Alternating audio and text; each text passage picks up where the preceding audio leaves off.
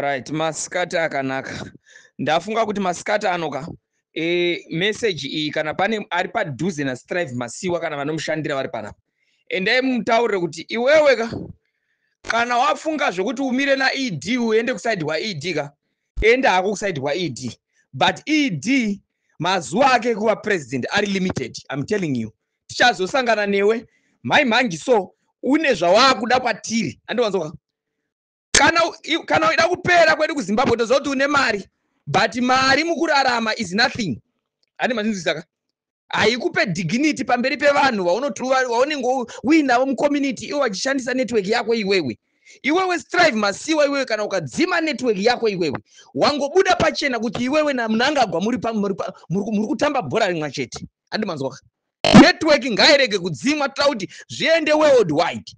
Zvinofana kuti zviende worldwide. Iwe Strive Masiwa kana ukadzima network andika watodeclare iwewe nevana veZimbabwe watoratidza kuti iwewe unoshanda naMnangagwa ende iwewe uri munhu waMnangagwa. Dzima network iyoyo anyway vanhu vachaona nzira dzekuita zvadzavachaita, but as long wadzima network iyoyo waratidza kuti iwewe naMnangagwa muri chinhu chimwe chete. Ndava business nderako indava uchiudzirwa zvokuita kunzi andzima network yeunodzima network muda kudzima network kuti zvidii. Ati struggle yatakatarisana nayo kana muchifunga kuti pamwe ndiye musi wa31 kana makaidzima muchaibatidza chete vanhu vanenge chinenge chakachaya. Takati nyaya yedu haisi kuenda kumasiti musi wa31 vanodzokera kumba. Vanhu vachagara every day chinenge chakachaya. Ani manzoka muchanatsoona kuti hapana bhazi richapayambuka pabhodha pakubva muHarare rinenge rapiswa asati rasvika kubhodha. Ani manzoka we will make sure kuti hapana bhazi rinobva muHarare meme rine vanhu vari kuenda outside. Kusvika Mnangagwa is gone. Mabhazi achapiswa ada kutaurira kana Mnangagwa akatadza kuresigna nenzira yakanaka zviri very peaceful.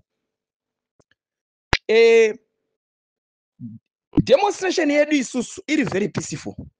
But makada kuti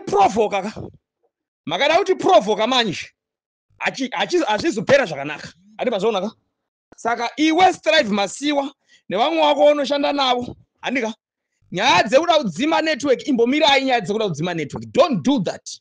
Don't ever try.